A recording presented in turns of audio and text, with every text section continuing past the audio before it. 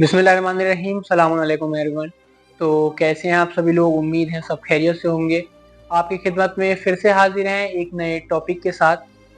तो जैसा कि आज का टॉपिक है कि कॉन्सेप्ट ऑफ शिया जो कम्युनिटी है उसका क्या मानना है और कैसे मतलब उसका इस्लाम में क्या बिलीव है।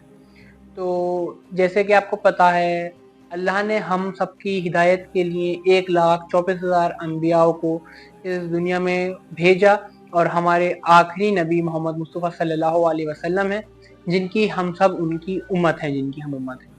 अब यहाँ तक तो सब सही चल रहा था, लेकिन जो वो शुरू हुआ डिवीजन जो शुरू हुआ वो रसूल खुदा की वफात के शहादत के बाद हुआ। रसूल खुदा की शहादत के बाद लोग जो थे दो जगह डिवाइड हो गए। कुछ वो लोग थे जिन्होंने खिलाफत को प्रेफरेंस दी और कुछ लोग वो लोग थे जिन्होंने इमामत को प्रेफरेंस दी। इमामत को प्रेफरेंस देने वाले लोग शिया कहलाने लगे और बाय द वे हम भी शिया हैं। तो शियों को ये पता कैसे चला कि रसूल खुदा के बाद हमें इमामत को प्रेफरेंस देनी है या इमामत जो है 12 इमाम तक रहेगी या पहले इमाम हमारे अली होंगे। तो बेसिकली एक वाक़या हुआ जब रसूल खुदा अपना आखिरी हज करके लौट रहे थे, तो रसूल खुदा ने गदीर का एक मैदान था उसमें सारे हाजियों को रोका और कजाबों का एक मिंबर बनवाया। कजाबो बेसिकली वो होता है जो ऊँट के ऊपर बैठने में काम आता है। उस मिंबर को ऊंचा करके बनवाया एंड उस मिंबर को बनवाने के बाद ये कहा जो लोग पीछे रह गए हैं उन्हें आने दिया जाए और जो लोग आगे चले गए हैं उन्हें वापस बुलाया जाए।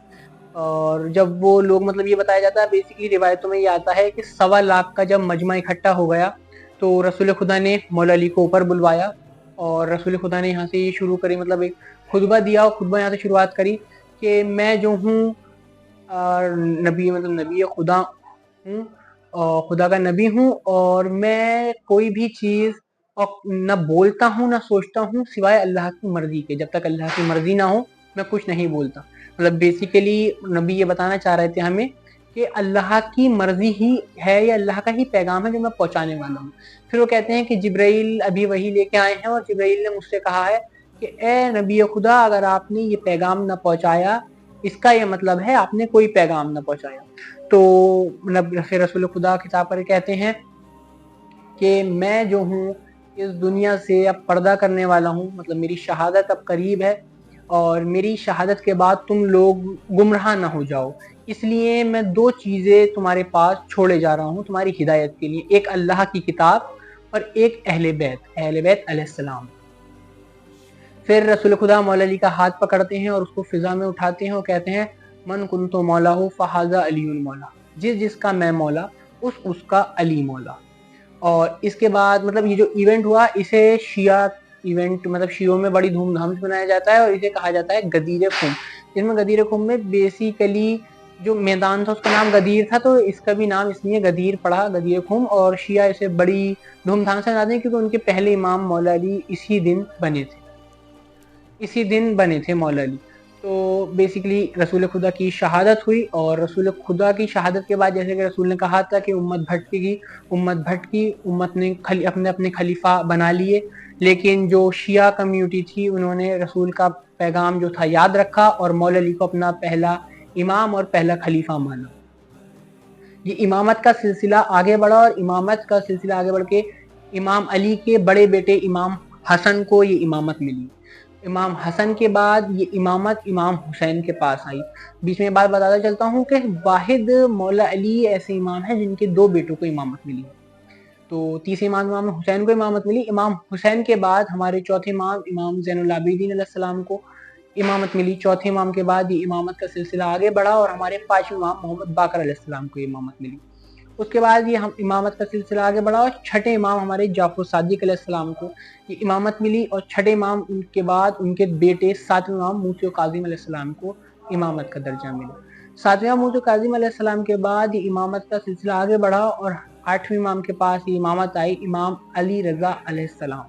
इमाम अली रज़ा अलैहिस्सलाम के बाद 9वें इमाम मोहम्मद तकी अलैहिस्सलाम आए और इमाम मोहम्मद तकी अलैहिस्सलाम के बाद 10वें इमाम अली नकी अलैहिस्सलाम आए।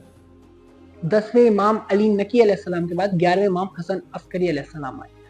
उम्मत ने इन सारे इमामों को शहीद कर दिया और इनकी शहीद करने की सिर्फ एक ही वजह थी, क्योंकि ये हक बयानी करते थे, रसूल और अल्लाह का पैगाम पहुंचाते थे اور لوگوں کو حق بیانی سے چڑ تھی، اس لیے ہی اللہ نے اپنی آخری حجت امام مہدی کو ان کو پردہ، جب وہ 5 سال کے تھے ہمارے 12ویں امام، انہیں پردہ غیبت میں لے لیا۔ پردہ غیبت مطلب اپنے پاس، مطلب ایک طریقے سے چھپا لیا انہیں، کہ جب تک یہ دنیا اس قابل نہ ہو جائے کہ ان کی اہمیت سمجھ سکے، جب تک ان کا ظہور نہیں ہوگا۔ اور شیعوں کا نہیں، مطلب ایک اسلام کا ایک یہ کانسیپٹ ہے کہ جو دنیا ہے وہ کبھی بھی بنا حجت کے نہیں چل سکتی، مطلب کوئی نہ کوئی حجت ہوگا۔ اس دور میں رسول خدا تھے، رسول خدا سے پہلے جو مطلب اور انبیاء تھے، سب سے پہلے آدم علیہ السلام تھے، رسول خدا کا مولا علی حجت تھے، مولا علی کے بعد امام حسن، ایسی سلسلہ۔ اس ٹائم جو حجت ہیں وہ ہمارے 12ویں امام مہدی ہیں، اللہم صلی اللہ۔ اور ہمارا یہ عقیدہ ہے شیعوں کا کہ وہ جلد ہی ظہور کریں گے انشاءاللہ، اور ہم سب کو ان کی ظہور کے لیے تیار رہنا چاہیے، کیونکہ شیعہ کے ہر ایک جوان کے کندھے پہ ان کے ظہور کی ذمہ داری ہے۔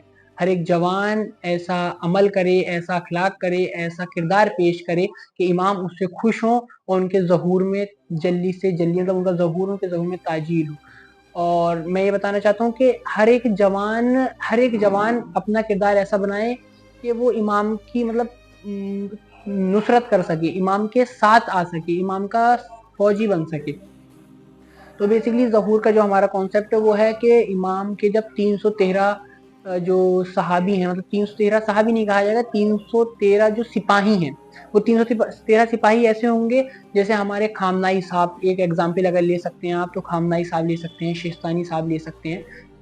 اس لیول کے جو ہوں گے وہ ہوں گے 313 لوگ۔ جب ایسے 313 ان کے سپاہی تیار ہو جائیں گے تو ان کا ظہور ہوگا کعبہ شریف پہ سے، اور وہ ظہور مطلب جب کریں گے تو وہ 313 صحابی، تو جو 313 صحابی ہیں وہ سب اکٹھا ہو کے کعبے، مطلب وہ ایسے ہوں گے 313 سب سے پہلے کعبے پہنچ جائیں گے، کعبے میں امام کے ظہور کے ساتھ ہی انہیں پہلے ہی پتہ چل جائے گا کہ امام کا ظہور ہونے والا ہے۔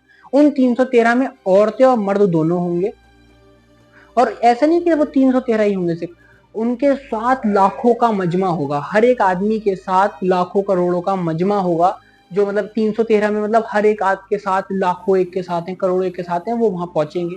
مینلی جو بڑے وہ ہیں وہ 313 ہوں گے۔ اس کے بعد امام کا ظہور ہوگا بے شک، اور امام پھر اپنی حکومت سجائیں گے، اپنے بابا کا جو قتل ہوا، مطلب اپنے جد کا جو قتل ہوا امام حسین علیہ السلام کا، وہ کربلا میں جو ان کا قتل ہوا، اور جو باقی اماموں کو شہید کرا گیا، کسی کو زہر دے کے شہید کرا گیا، کسی کو جنگ میں شہید کرا گیا، ان سب کا وہ جو ہے بدلہ لیں گے۔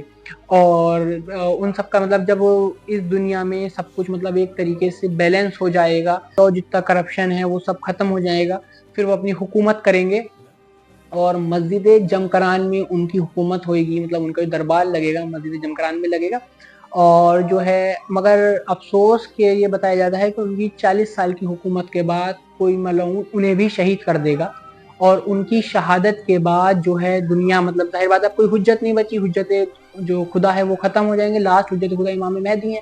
اس کے بعد یہ دنیا سمٹ جائے گی، اس دنیا میں قیامت آئے گی، اور جو ہمارا حشر کا جو میدان ہے، مطلب وہ جو اللہ کی جو دنیا ہے، یہ زندگی جو ہے ظاہری نہیں ہے، ظاہری جو زندگی ہے وہ شروع ہوگی۔ تو بس بیسیکلی مجھے آج کا جو ٹاپک تھا وہ کانسیپٹ آف شیعہ پہ تھا، کہ شیعوں کا کیا ماننا ہے رسول خدا کے بعد، کہ مطلب کیسے امامت امام علی کو ملی، امام علی سے امام حسین کو ملی، یہ بتانا تھا مجھے۔ اور بس آج کا یہ تھا ٹاپک، کہ مینلی ایک تو شیعوں کا کانسیپٹ تھا، اور دوسری بات یہ کہ ہم اپنے امام کے ظہور کے لیے بھی، ہر ویڈیو کا میرا ایک وہ ضرور ہوتا ہے کہ اپنے امام کے ظہور کے لیے تیار رہیں آپ۔ اور یہ والی ویڈیو آنے میں تھوڑی دیر ہو گئی، میں کہہ رہا تھا آپ سے کہ ہر ایک ہفتے میں ویڈیو آئے گی، لیکن یہ والی ویڈیو تھوڑی دیر ہو گئی کیونکہ میرے پیپر چل رہے ہیں۔ اب جو ویڈیوز ہیں، مطلب ایک آدھ ویڈیو تو اب ایسی آئے گی تھوڑی ڈسٹینس سے، مطلب اس کے بعد میں کوشش کروں گا کہ میں اپنی ہر ایک ویڈیو جمعے کے جمعے ڈالوں۔ تو اب جو اگلی ویڈیو آنے والی ہے، سے جو اس کا میرا جو ٹاپک ہے وہ جناب عباس ہیں، جناب عباس علمدار قمر بنی ہاشم مولا علی کے بیٹے، ان کے اوپر میں اب اگلی ویڈیو اپنی بناؤں گا۔ اور بس اس ویڈیو میں یہی پیغام تھا۔ السلام علیکم، اور دعاؤں میں یاد رکھنا۔ خدا حافظ۔